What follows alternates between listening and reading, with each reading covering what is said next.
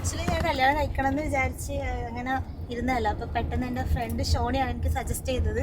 Matrimony നോക്കിയാൽ നിനക്ക് കുറച്ചൊരു ലോൺലിനെസ് ഒക്കെ മാറും എന്നൊക്കെ പറഞ്ഞിട്ട് അവൾ തന്നെ തുടങ്ങി.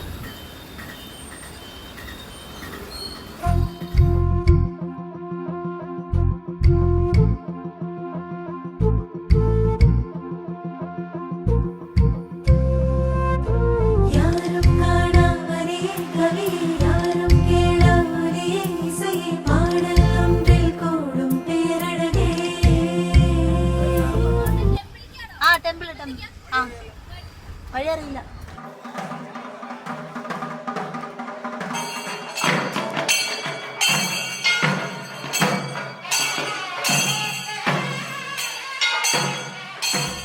എനിക്ക് വേണ്ടി മാട്രിമോണി നോക്കി നോക്കി ലാസ്റ്റ് തപ്പി ഓളാണ് സെറ്റായത്. ഓളെ കല്യാണമാണ് ഇന്നിവിടെ.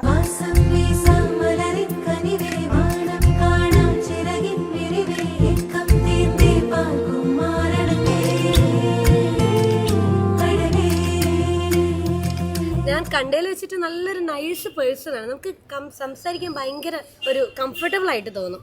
വിദ്യ എന്ന് വെച്ചാൽ നമുക്ക് എന്താ പറയുക, ഒന്നും അങ്ങോട്ട് പറയാണ്ട് തന്നെ നമുക്കെല്ലാം അറിഞ്ഞ് ഇങ്ങോട്ടേക്ക് ചെയ്തു തരുന്ന ഒരു ഭയങ്കര ഹെൽപ്പിംഗ് മെന്റാലിറ്റി ഉള്ള ഒരാളാണ്. മായം തീരാത മഴലൈ പൂവി സായം പോകാതെ തിവലൈ തേനി. അപ്പോൾ പെട്ടെന്ന് സജിൻ്റെ വീട്ടുകാർ റിക്വസ്റ്റ് വന്ന്. അപ്പോൾ അങ്ങനെ ജസ്റ്റ് എൻ്റെ അമ്മേനായിട്ട് പരിചയപ്പെട്ട് സംസാരിച്ച് ഓക്കെ ആയതാണ്. പിന്നെ സജിനെ കുറേ നമ്മൾ വേണ്ടാന്നൊക്കെ വെച്ചതാണ്. പിന്നെ അത് കഴിഞ്ഞിട്ട് സജിൻ ഭയങ്കര കംഫർട്ടായിട്ട് ഫീൽ ചെയ്ത് അങ്ങനെ ഒരു വർഷം എടുത്ത് നമ്മൾ സംസാരിച്ച് സെറ്റാക്കിയാണ് ഇപ്പോൾ കല്യാണം വരെ എത്തിയത്.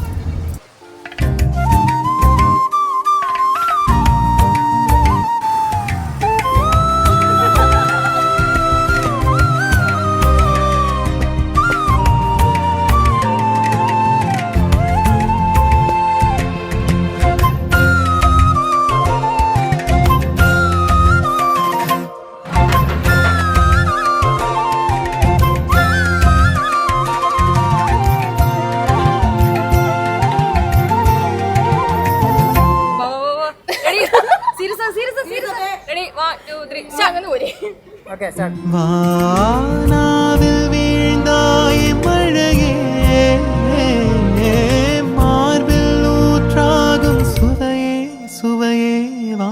സജിൻ ഭയങ്കര ക്ഷമയാണ്. ക്ഷമ എന്ന് പറഞ്ഞാൽ ഞാൻ ഭയങ്കര ടെമ്പർ ആവാൻ പറ്റുന്നു. പക്ഷെ സജിൻ ഭയങ്കര കൂളാണ്, കാമാണ്, പിന്നെ ഭയങ്കര നിഷ്കുവാണെന്ന് തോന്നിയിട്ടുണ്ട് എനിക്ക്. കണ്ണേ കനവേ കാരഴകേ കനിന്തേനേ കണ്ണേ കനവേ